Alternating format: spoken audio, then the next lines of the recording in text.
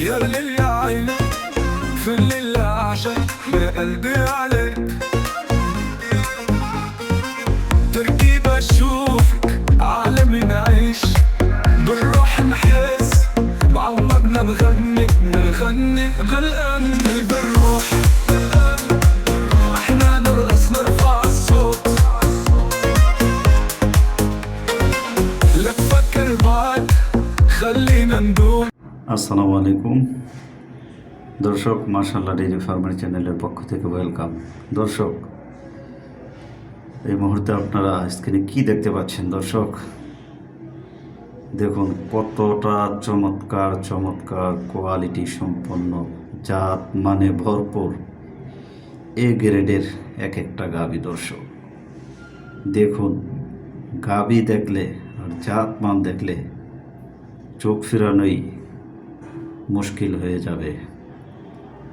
দর্শক দেখতে থাকুন কতটা কোয়ালিটি সম্পন্ন, মাশাআল্লাহ। দেখুন তারা কতটা ইজিলিভাবে সহজ পদ্ধতিতে তারা গাভীর পরিচর্যা করে থাকে, গাভী লালন পালন করে থাকে। আসলে একটা গাভীর যথাযথ পরিচর্যা, উন্মুক্তভাবে চলাফেরা, এটা আমাদের পক্ষে সম্ভব হয় না। তারা যতটা কেয়ারফুলি তার উঠা বসা চলাফেরার জন্য এবং তার খাবার, তার উন্মুক্ত পরিবেশ, তার গোসল, আপনারা তার শরীরে যে জীবাণু যুক্ত না হয় এই জন্য যে তারা কতটা কেয়ারফুলি গোসল করায়,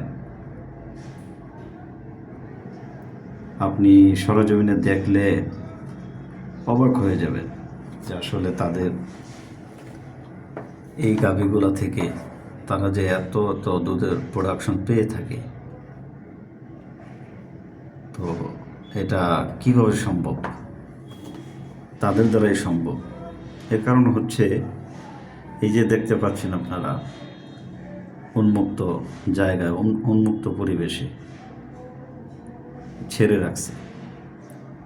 আর আমি আমার দেশের মধ্যে অনেক জায়গায় ভ্রমণ করছি, দেখছি যে এক জায়গাতে এরকম দেখলাম যে একটা বকনা বেঁধে রাখছে। আমার সাথে আরও যারা ছিল সবাই বলতেছে যে এখানে একটা ছাগল থাকাই তো কষ্ট, একটা ছাগল থাকা কষ্ট, ওই জায়গার মধ্যে একটা বকনা, ভালো জাতের একটা বকনা বেঁধে রাখছে।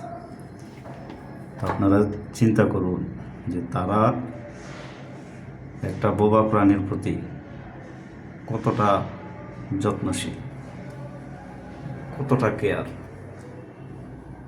তো এইভাবে যখন আপনি এই সম্পদগুলোকে রক্ষণাবেক্ষণ করবেন, ইনশাআল্লাহ আপনি তাদের থেকে পুরোপুরি প্রোডাকশন উৎপাদন করতে পারবেন। তো দর্শক, এমন কোয়ালিটি সম্পন্ন,